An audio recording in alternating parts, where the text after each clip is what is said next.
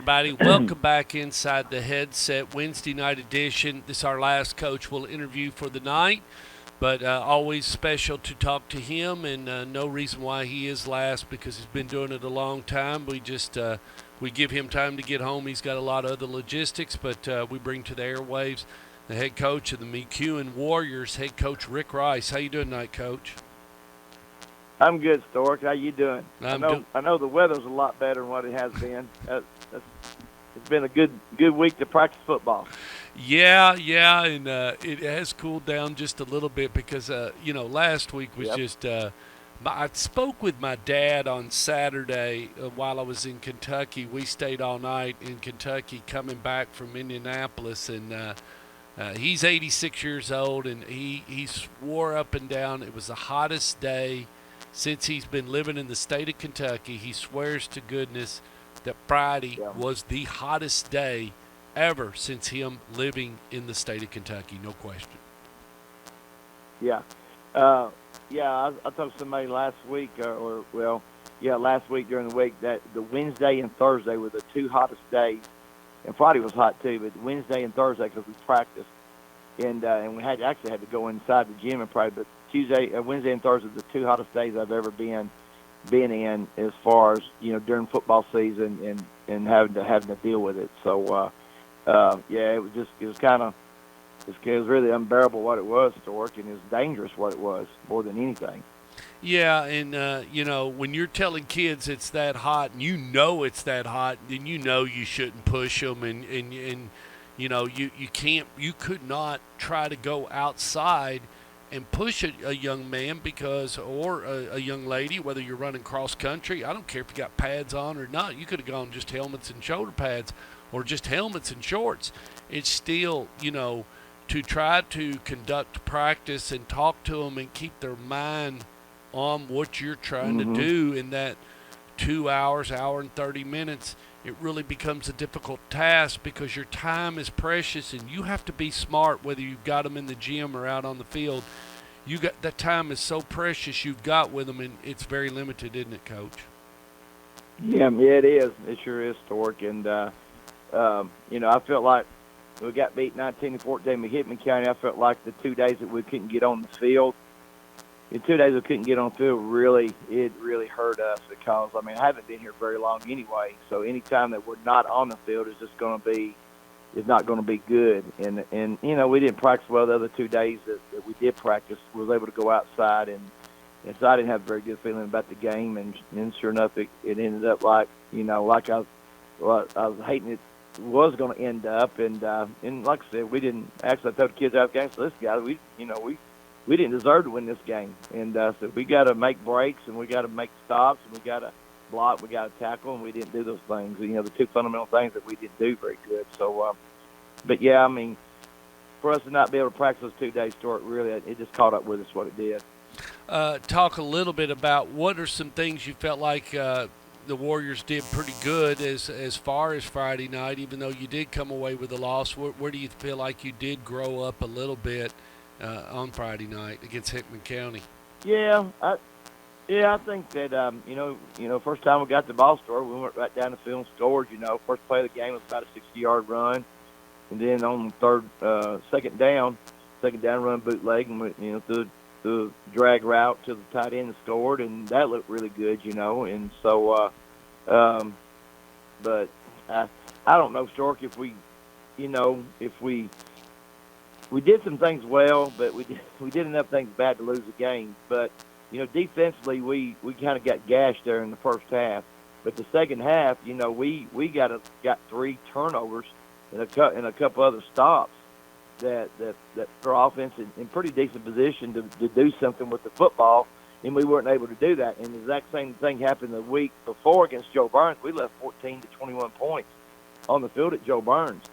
So we didn't convert on the turnovers, and other times that the defense gave us the ball over on downs, and so it's just one of them things where I was really disappointed in that aspect of it because we haven't taken advantage of some offensively.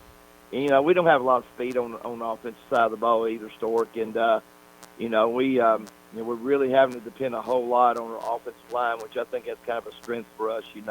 Even though Hickman County did a great job of the night of giving us some fronts, kind of confused us a little bit on blocking and everything. But we try to come back this week and try to get better, and we've had a decent week of practice, and get on the bus and go to Kentucky and play Graves County. Yeah, I saw that, and I hope they don't lock the door on you up there. Mayfield's kind of known that Kevin got one up there. They kind of locked the door on him, I think, at one point. I know them old boys up there.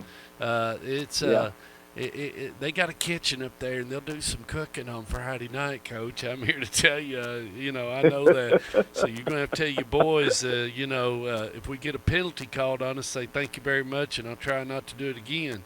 Do not stoke the Mayfield clan. I'm telling you, man, it's bad news, or it could snowball on you quick up there in that non-district. You did? Yeah. Did you sign a two-way? They got to come see you?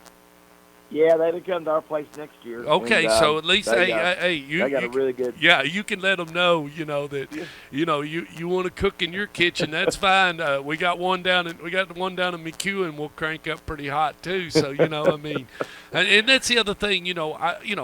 I'm not trying to say anything, but that was one of the things I will tell people. I'm kind of well known for. I mean, if you want to beat me, or you want to take my face and smash it in the mud, and that's in business, or run me up and down the field in business, or even in a sporting event, or outrun me cross country, and I get, just beat real bad, that's fine if it's kid on kid.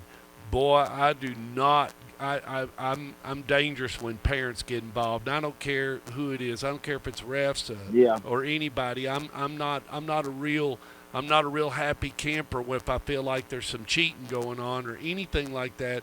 To take something out of a kid's hands, let them settle it. If you beat me, you beat me. But exactly. Don't you start twisting all the knobs and giving a little bit of advantage. Just keep it clean, and I think that's all you're asking for when you go up to Graves County up in Mayfield. Yeah, it's going to be, it's going to be it's a tough place to play. Oh, it is. Whether you're at Graves County or Mayfield High School, it doesn't matter. I mean, it's just we got to get on a bus and go about 2.5 hours, and and it's going to be tough. We know that, but I'm glad we're playing. I told the kids that day, I said I'm so glad we're playing a really good football team, this week, because we got a great football team coming into McEwen next Friday, and then McKenzie, defending the state champ. So that'll give us a little bit of a measuring stick, where maybe where we kind of stand with McKenzie, So, but anyway, we're going to go up and compete, and we're going to play hard, and we're going to kind of clean some things up that we've done bad the last couple of weeks in the first 2 weeks of the season, and see what we can do. Well, and you're right, because if you can, regardless of what happens these next two games, when you get done next Friday night, you're definitely going to know what you're looking at for the last 6 games of the games that you are given to play high school football in the state of Tennessee. Yeah, true. We got Graves County, then we got McKenzie, and then we got Wayne County coming to town. My old bunch, and then we got to go to West Carroll, and then we got to go to Waverly. Then we got to. Then we got Perry County, who's very, very improved, and Brewston's very improved, and so is Houston County. So, we got a tough schedule, man. And I told our kids that, listen, guys, I said we probably got one of, from top to bottom, maybe one of the tougher schedules in the state of Tennessee, and really, and especially with me coming in late and trying to get some things going and. But it is what it is. We got the schedule. We got to play the games, and we look forward to that. But but it's gonna be tough. It is, and the kids have got to realize that. And every day you step on a practice field needs to be a good practice, and you need to have something to come out positive every day. Something that you do every day, let it be positive, and you don't need to have a bad practice because we found out last week we had bad practice. Well, we get beat on Friday night, so I think it's kind of way this bunch is going to be. any accolades you'd like to give some of the kids that did play well on Friday night to get a little momentum before we head into Friday?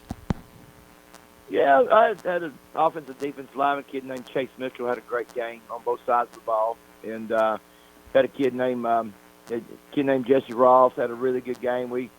Actually he played free safety last year, moved to middle linebacker. Well, our cornerback got hurt, and so we had to move our free safety to corner, and we had to move Jesse as the middle linebacker to free safety. So I was real proud of him, for stepping up and doing a great job at free safety, because he kind of knew how to play it anyway, even though he hadn't had any reps in practice. Because we don't have any depth to start. I mean, we don't have any. That's tough. Some kids are kind of playing out of position just because we're trying to get our best 11 kids on 11 best ball players on the field. Well, those two kids I thought played really well. Well, you know what Luker said about small ball. You got to learn to play more with less, because we don't have any more. They sure don't. It's like I tell people, we play with what rolls in on the yellow bus. What we do. Yeah. So, well, Coach, we hope you have a great trip up and safe travels up to Kentucky, up to the Bluegrass State.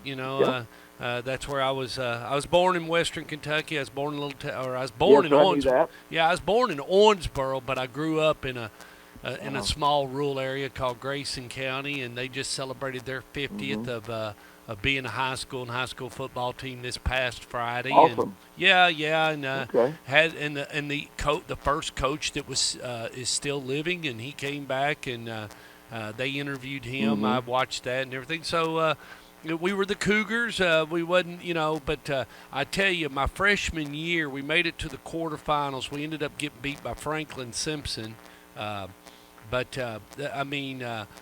We were pretty daggone good. We could have been really, really good, but we lost a couple of kids. We had a kid named Billy Thompson. He left us and went to Male High School, and then he ended up playing at Marshall, and this was in the 80s and everything. But that's the way it happens. Sometimes some kids they want to try to get to a different program if they feel like it can advance them, and it was going on in the 80s, and it's still going on today, Coach. So nothing's changed. Yeah, pretty awesome. Yeah. But anyway, be careful Friday night. We wish you the best of luck and safe travels, and come away with a win, and go Warriors. All right, Story. Good talking to you, man. Thank you, Coach. See you. Bye. Yes, sir.